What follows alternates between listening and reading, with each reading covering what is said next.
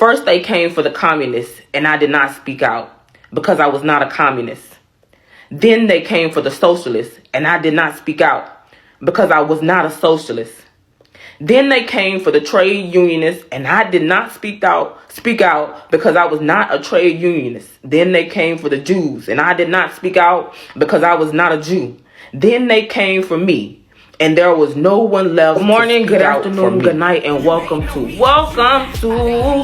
the early morning hustle show, where I'm here to test your patience and your intelligence. We got a show today, so let's tap in. The results are in, and Donald Trump has been elected as our next president.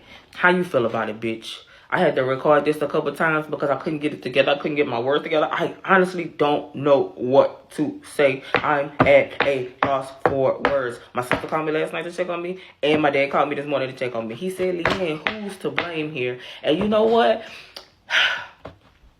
I don't know. And honestly, I can sit here and tangent with you about it and try to figure it out, but we have more pressing concerns. Like, let's talk about how sexist America is. Let's talk about how America would rather a convicted felon over a woman. Let's talk about how insane that is. Let's talk about how disheartening that is.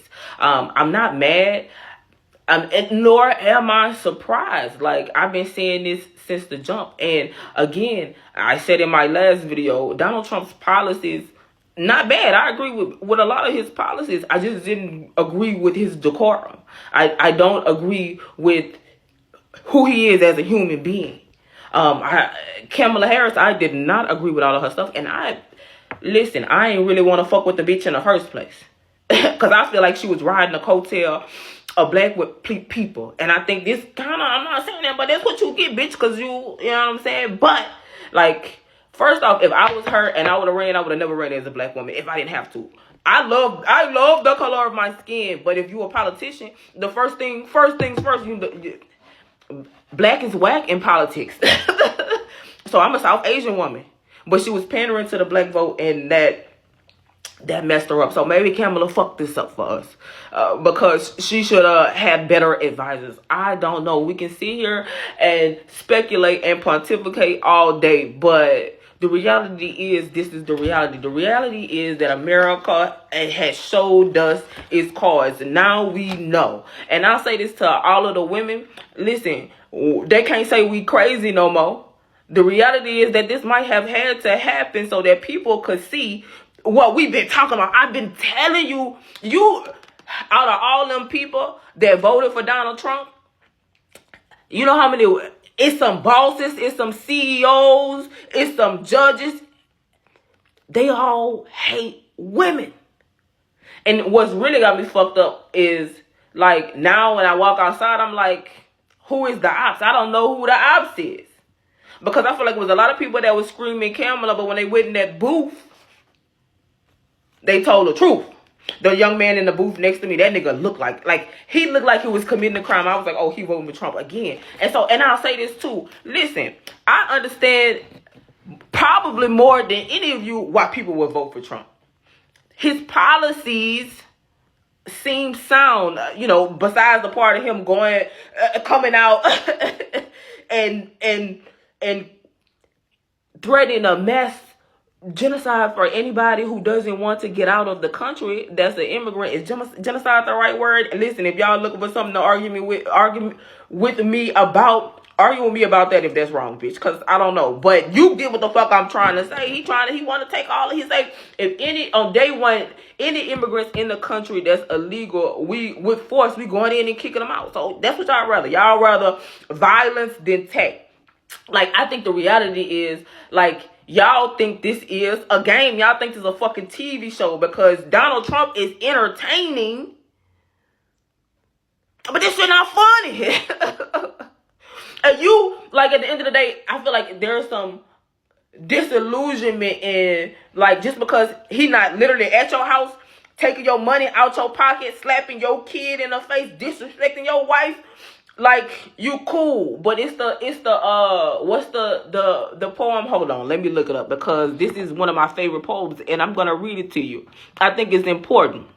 All right. It's called First They Came by Pastor Martin Niemöller. I believe I'm saying that incorrectly. He said, first they came for the communists, and I did not speak out because I was not a communist. Then they came for the socialists, and I did not speak out because I was not a socialist. Then they came for the trade unionists, and I did not speak out because I was not a trade unionist. Then they came for the Jews, and I did not speak out because I was not a Jew. Then they came for me, and there was no one left to speak out for me. I live by that poem. That poem is the structure, is a pillar in my life, and I think and I hope that this is not what that turns out to be. Again, fitting that it comes from a Holocaust survivor. You get what I'm saying? Like, this election was about being an ally. Like, Donald Trump and his campaign showed you how he treated and thought about certain people in socioeconomic class. And this was America's chance to finally stand up and to finally be an ally and say, hey, especially black people, especially black women, we have your back. And by voting for Donald Trump, that was a direct or indirect slap in the face. And listen, some of y'all slap y'all own self in the face. But I will say this, better him than Kamala, because we didn't know what that bitch was going to do. Honestly, I don't know that I'm relieved, but at least we know this nut is a nut, bitch. But to everybody who voted for him, I hope that y'all was right. Because for the next 4 years, whatever happens is on you. Either way it go, me and mine, we gonna be cool. We good. I voted for Kamala to help as an ally. It was not beneficial for me to vote for, but as an ally, and that's what I expected from the rest of the world. Additionally, and further, understanding trickle-down economics is extremely important at this time, because any benefit, especially to the economy, that you see under the Trump reign, that came from the Biden administration, and a lot of people don't understand that. And then, pause. He does have 38 counts. He's a convicted felon. What now? You know what I'm saying? So we just beginning. So while this has been a soap opera and tea, I guess we're going to have more news. I guess this is better for the reporters like me, because I know I'm about to at least be in business for the next fucking 4 years. Oh, I'm going to be talking about all kind of Trump tea, bitch. What did Trump say to that? But is he going to pardon himself? And how is that in the interest of justice? And how is that fair? And my next question would be to you, if it was a black convicted felon, would you have voted for him?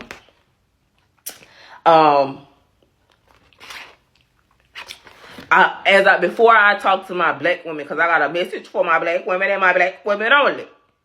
But to any Trump supporters or people who voted for Donald Trump, like, be kind to people today, like the good ones, because I had somebody that was in my comments that was like true to the Trump brand, like, oh, this is why people are upset. This is why people want to unfollow you, because not all people who voted for Trump are ignorant imbeciles. You know what I'm saying?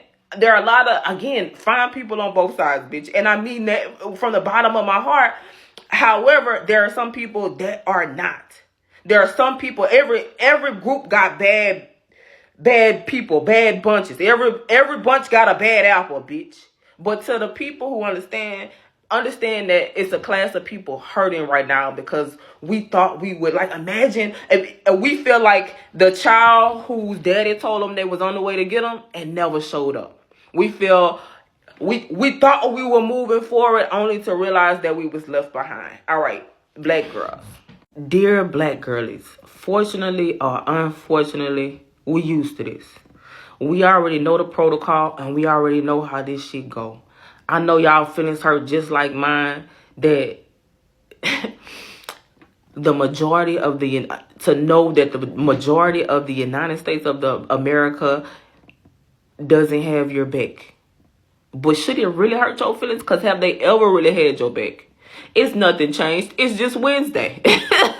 And now, not only do we know people don't fuck with us, the whole world know. And maybe that's for the best. Hopefully, this caused the world to be like, damn, that's fucked up how they treat black women.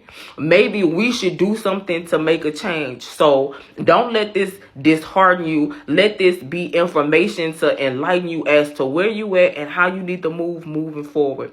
Don't change. Don't switch up. Keep going. You got this. You been doing this and it ain't gonna fucking stop.